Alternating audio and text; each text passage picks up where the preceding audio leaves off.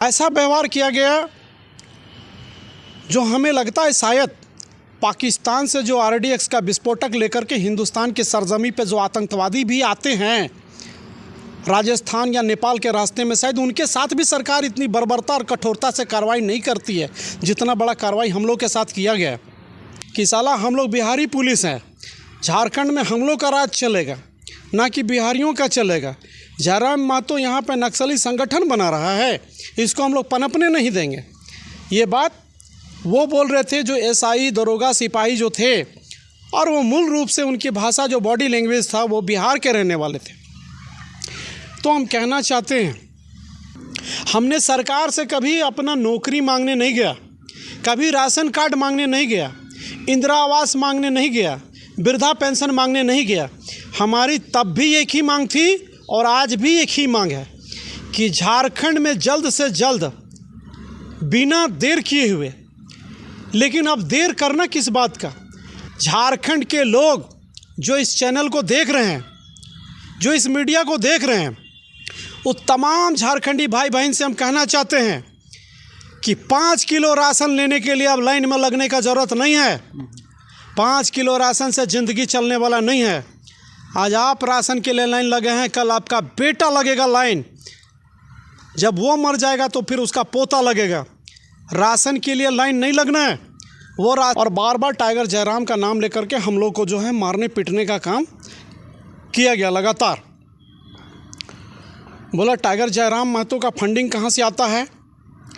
बहुत जोहार नमस्कार दोस्तों, आज है 1 मई और अभी हम एक ऐसे क्रांतिकारी के बगल में खड़े हैं जो कि आपको बता दें कि ये टाइगर जयराम महतो का एक सच्चे सिपाही हैं और लगातार टाइगर जयराम महतो का जो विचारधारा है उनसे प्रभावित होकर इन्होंने भी उनकी विचारों पर चलने का काम किया और लोगों को जगाने का भी काम किया है। आप लोगों को बता दें कि 60-40 जो सरकार का गलत नीति थी उसके विरोध में ये आवाज़ उठाए, जिसके कारण इनको 10 महीना 19 दिन जेल भी जाना पड़ा और महज ये 10-12 दिन पहले अभी जेल से छूटकर आए हैं। और जेल में इनके साथ कैसा सलूक किया गया शासन प्रशासन के द्वारा, आइए इनसे ही जानते हैं, इन्हीं का जुबानी जानते हैं कि क्या कुछ इस जेल में इनके साथ घटना घटित हुई। सबसे पहले जोहार है, नमस्कार है हमारे चैनल में। तमाम दर्शकों को झारखंड बचाओ चैनल को जो हम क्रांतिकारी जोहार, हुल जोहार, खतियानी जोहार। और मैं तमाम झारखंड के 3.5 करोड़ जनता का भी अपनी हृदय से जोहार करता हूँ, नमन करता हूँ और वंदन करता हूँ। जी दादा, आप हमको ये बताइए कि किस कारण से आपको जो है शासन के लोग, प्रशासन के लोग आपको सलाखों के पीछे डालने का काम किया, क्या कुछ घटना था जिसके कारण आपको जेल जाना पड़ा था? देखिए, आप जेल जाने की जो कारण पूछ रहे हैं तो मैं बता देना चाहता हूँ कि झारखंड के अंदर में हम लोग लगातार झारखंड निर्माण के बाद से लेकर अब तक जितनी भी सरकार बनी है और वर्तमान सरकार और पूर्व सरकार, जितने भी झारखंड के अंदर में जो गवर्नमेंट बना है, चाहे वो राष्ट्रीय पार्टी हो, चाहे क्षेत्रीय पार्टी हो या निर्दलीय पार्टियां हो, जिनकी भी सरकार बनी, यहाँ के लोगों के साथ, यहाँ के भावनाओं के साथ, यहाँ के मानसिकताओं के साथ, यहाँ के गरीब आदिवासी मूलवासियों के साथ हमेशा ठगने का काम और लूटने का काम किया, जो आज भी निरंतर जारी है। हम लोग ये सरकार जो वर्तमान सरकार है, एक गलत नीति झारखंड में लेकर के आई थी 60 और 40 नियोजन नीति, कि हम बंद दरवाजे से जो हैं, बैक दरवाजे से किसी को भी हम ला करके यहाँ पर बैक डोर से जो है उनको रोज़गार देने का काम करेंगे और झारखंड के लोग जो है कटोरा लेकर के भीख मांगने का काम गुजरात और महाराष्ट्र में करेंगे। आखिर कब तक ये झारखंड के अंदर में होता रहेगा? जो झारखंड के धरती पुत्र कहते हैं, वो धरती पुत्र से पूछना चाहिए। और अब समय आ गया है कि लोगों को जागना होगा और जागना चाहिए, और नहीं तो हम बता देना चाहते हैं। सबसे पहले जो है, मैं गढ़वा जेल में जब सरेंडर किया न्यायालय में, और जिस दिन हमने सरेंडर किया और उसके बाद मुझे जेल जब ले जाया गया, जेल के अंदर में 5 मिनट भी नहीं हुआ और उसके बाद 10 गाड़ी पुलिस पहुंच गई जेल में और कोर्ट से जो है 5 दिन का न्यायिक रिमांड पे हमको लेकर के जो है रिमांड चले गई। और उसके बाद मेरे साथ में और मेरे साथी जो भोकाल टीवी के जो है समर झारखंडी और टीपू सुल्तान जी के साथ में ऐसा व्यवहार किया गया जो हमें लगता है शायद पाकिस्तान से जो RDX का विस्फोटक लेकर के हिंदुस्तान की सरजमी पे जो आतंकवादी भी आते हैं राजस्थान या नेपाल के रास्ते में, शायद उनके साथ भी सरकार इतनी बर्बरता और कठोरता से कार्रवाई नहीं करती है जितना बड़ा कार्रवाई हम लोग के साथ किया गया। हम लोग को बोला गया कि आप बाबूलाल मरांडी से कितने लाख रुपया लिए हैं इस आंदोलन को करने के लिए, रांची के संजय सेठ से कितना पैसा आप लिए हैं, और टाइगर जयराम महतो जो है ये आप लोगों को दिशा निर्देश दिया है करने के लिए, और बार बार टाइगर जयराम का नाम लेकर के हम लोग को जो है मारने पीटने का काम किया गया लगातार। बोला टाइगर जयराम महतो का फंडिंग कहाँ से आता है, बहुत तरह का सवाल किए और हम लोग उसको जवाब देते गए, लेकिन हम लोग के साथ में वो कुछ भी नहीं सुन रहे थे। और उसके बाद हम लोग को जो है ले जा कर के जो है सेल में डाल दिया गया और कई दिनों तक हम लोग बिना सूरज, बिना चांद, बिना सूरज देखे, हम लोग एक झारखंडी भाषा में बता रहे जैसे कि गाय का जो गोहाल घर होता है उसी प्रकार हम लोग को जो है वहाँ पर ले जा कर के जो है रात और दिन, मतलब वहाँ पे बदबू ही बदबू था चारों तरफ, और मच्छर काटने का काम किया गया।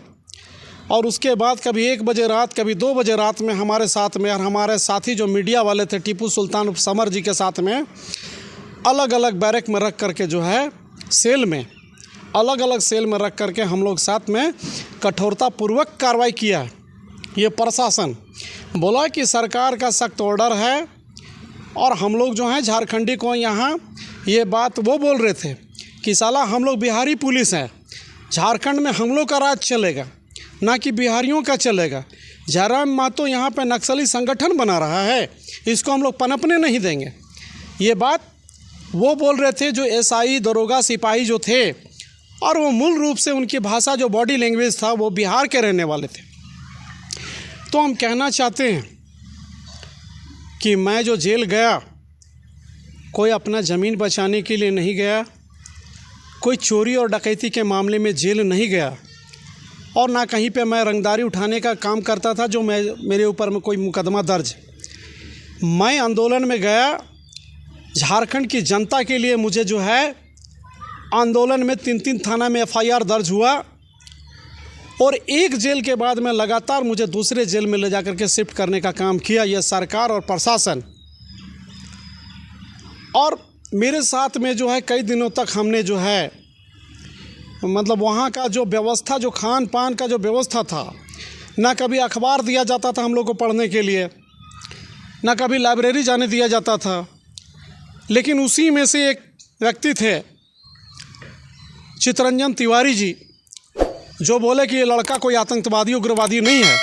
हम सर का भी धन्यवाद करना चाहते हैं। सर अगर इस वीडियो लाइव को देखते होंगे तो बोला कि जयराम महतो जो है पूरे झारखंड को जगाने का काम कर रहा है।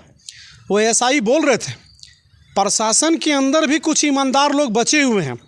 हम सर को पुनः धन्यवाद और आभार, झारखंडी जोहार करना चाहते हैं कि जयराम महतो झारखंड के लोगों को जगाने का काम कर रहा है और अपनी मिट्टी को बचाने का कर रहा है। ये बहुत बढ़िया बात है। और मैं बता देना चाहता हूँ दादा कि हाल के दिनों में एक हिंदी मूवीज आई थी कि उड़ता पंजाब, और हमारा झारखंड जो है लूटता झारखंड।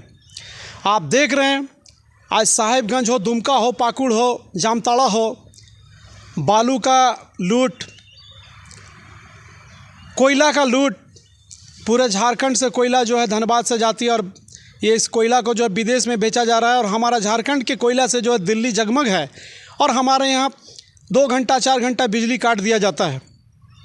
बातें बहुत सारी हैं, आखिर जो मूल बातें थी हम उस पर आना चाहते हैं। जी दादा, वही तो हम आपसे जानना चाहते हैं। वैसा कुछ गंभीर मामला नहीं था कि जिसके चलते आपको पुलिस प्रशासन जो है इस प्रकार से डिटेन करती है। जैसा कि आप बताए थे कि यहाँ भी प्रशासन के लोग यहाँ पर आए हुए थे, पूरा रात में पूरा आपके घर को जो है घेराव कर लिया गया था।